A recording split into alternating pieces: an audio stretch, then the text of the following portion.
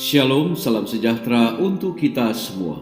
Kita jumpa lagi dalam bacaan renungan pagi menjadi putra dan putri Allah pada hari ini Sabtu 20 Februari 2021 dengan judul pembahasan kita tidak akan menyembah patung apapun. Sebelum kita lanjut, mari kita berdoa.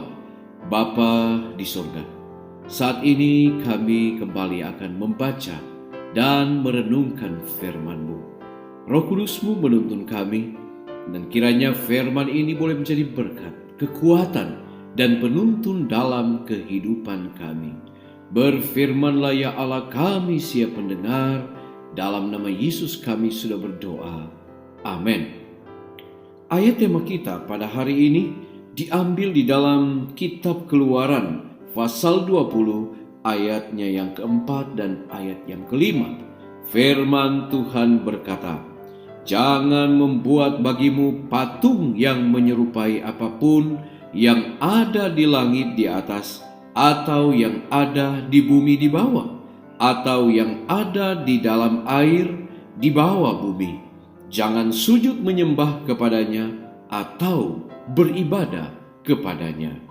Saudara-saudaraku yang kekasih, kali kita menuntut pengabdian kita yang tertinggi, kesetiaan kita yang terutama, segala sesuatu yang cenderung mengurangi kasih kita terhadap Allah atau menghalangi perbaktian yang patut diberikan kepadanya, dengan demikian itu telah menjadi berhala.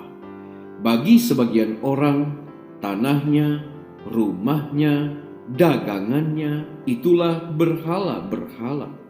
Perusahaan-perusahaan dijalankan dengan semangat dan tenaga, sedang perbaktian kepada Allah dijadikan pertimbangan yang nomor 2. Perbaktian keluarga dilalaikan, doa pribadi dilupakan.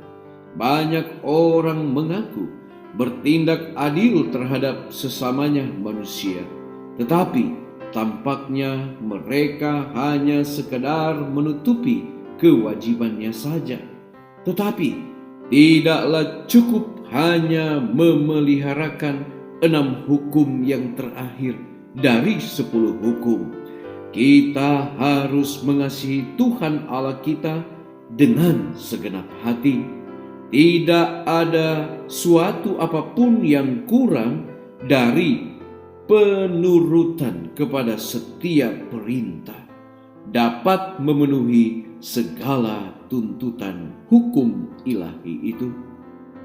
Banyak orang yang hatinya telah dikeraskan oleh kekayaan duniawi, sehingga mereka lupa kepada Allah dan lupa kepada segala keperluan sesamanya manusia.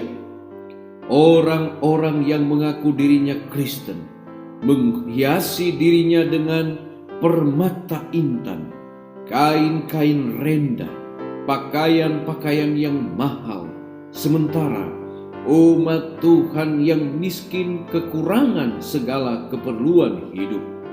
Laki-laki dan perempuan yang menuntut penebusan oleh darah juru selamat akan memboroskan segala kekayaan yang dipercayakan kepada mereka untuk penyelamatan jiwa-jiwa yang lain.